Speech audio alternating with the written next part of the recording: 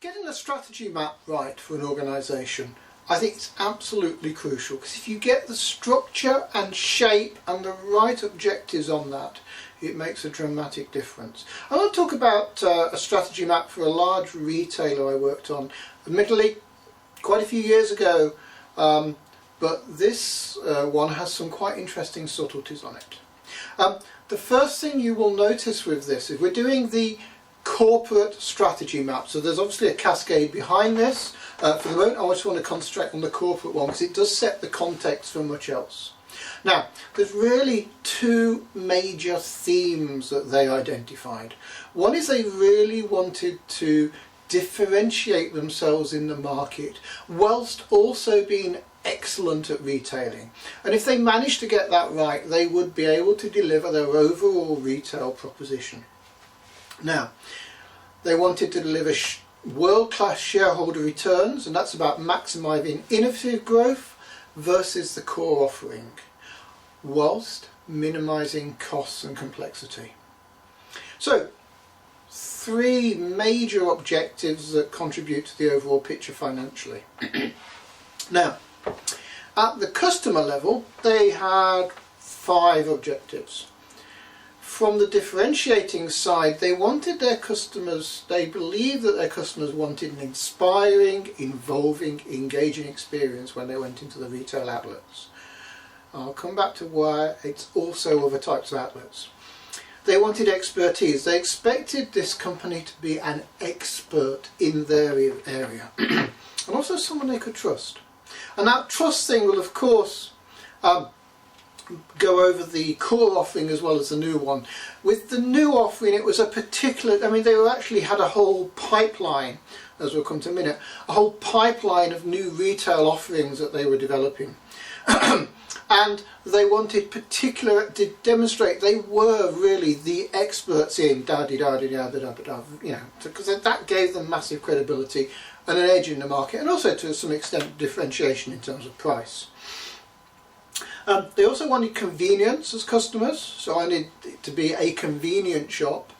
Now that included at the time moving on to the internet, as well as the locations of the various shops. It turns out they were predominantly a high street retailer at the time, so there was an element of this which is about moving out of the high street into shopping malls and out of town locations, but also how they positioned themselves so they were available on the market, on the internet. But of course, they wanted value for money. Now, on the left-hand side with the differentiation theme, it was about how the whole offering was presented, and they had a pipeline of innovative solutions that they were feeding through here. On the right-hand side, one of the interesting things about i4 was this started off as the store portfolio. Now the interesting thing is that these managers, these directors, could walk in on a Monday morning, and given they had 1,000 odd stores and 22 categories, that's types of product that were in the store, let alone the volume of activity, they could sit down at 8:30 on a Monday morning and go through any store's categories, sales by region, category, product, whatever. A massive amount of detail. They were also one of the first stores to introduce a loyalty card that actually tracked purchases, so they could see who was buying what and make offers for them, which gave them a real edge at the time. So they had dramatic amount of information. But the interesting thing was, think about the value of the organisation, not just in turnover but in assets. Their store portfolio and the land they'd acquired for future stores was actually a massive part of the value of the whole organisation. So we put this objective on because it's actually a minor issue handled by a relatively small team, but the store portfolio and getting it right as they move from the high street to out of town and eventually the internet is represented in this, put us in easy reach of every customer. And of course they have the classic retailing issue, how do I integrate the whole supply chain, given other parts of the business did actually do some manufacturing for them as well. So you can see here we have customer insights, actually specialist expertise that they're looking for, an innovative culture which drives their ability to integrate the whole offer, underpinned by leadership retailing skills. They really wanted value-minded business managers. They were actually really specific about doing quite detailed analysis and testing of propositions as they put them out. Now, and of course there was the leadership agenda of getting that right. Now the interesting thing with this client was actually how we found £40 million worth of savings. The way we did that is that we looked for one of the things we did was look for the portfolio of projects that we were dealing with, or they were dealing with, and it quickly became apparent that we had over 100 projects. I mean, we actually stopped counting at 115, I think, or so. It was quite a lot anyway. Now, what we did was do a simple exercise. We said, okay, how do these projects contribute to and align to these objectives? And as you can see from this slide, we had quite a few that clustered around the internal processes, and again quite a few that clustered around the learning and growth perspective.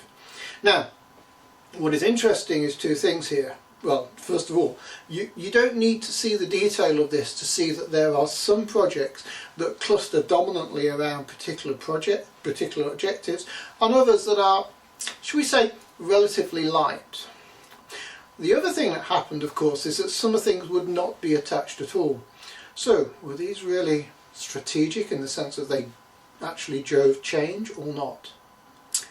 There's a third piece of this, which is a little test we use, which is in 4 parts, but the first 2 parts are the first bit. If you take just I4, to put us in reach of every single shopper, are all these projects necessary? And are any superfluous? And are these projects sufficient? Actually, are they going to be enough? Now the other test is, economically, does this add up? And are we capable of delivering all of this in the timescales that we're looking for? Because these are the drivers of change. So we've got 4 tests about necessary, sufficient, economic and capable that we use to check whether this set of projects that support this objective and are due to drive change so that you are put in place, in this case, in the reach of every shopper, will actually have the desired effect. Now, as it happened, £40 million worth of the roughly £100 million worth of projects fell on the floor. So they were candidates for culling, because they were looking for some cost saving, minimise costs and complexity, while still making sure that they maintain their excellence in retailing and differentiation. So this is a good example of how to do the project alignment. Now obviously you need more detail than this, and you have to look at the particular characteristics of these, drive a level down in the strategy maps, look at the particular characteristics of the individual projects and say, how specifically does this project contribute to this, and when will it contribute, and is it realistic to do that, and even do we have too many projects landing at the same time? But that's a level of detail that is much easier to do once you've got this overall picture of what actually are we dealing with as a management team. It's interesting how this is a relatively simple picture compared with the thousands and thousands of items of data on there, available to them. And as soon as you put the projects on, the complexity again massively increases. So there is a need for this management team to take a step back and go, what are the few things that we have to focus on to make the biggest difference? And how do we enable other teams to make sure they're aligned to focus on and change and make sure that they're delivering things?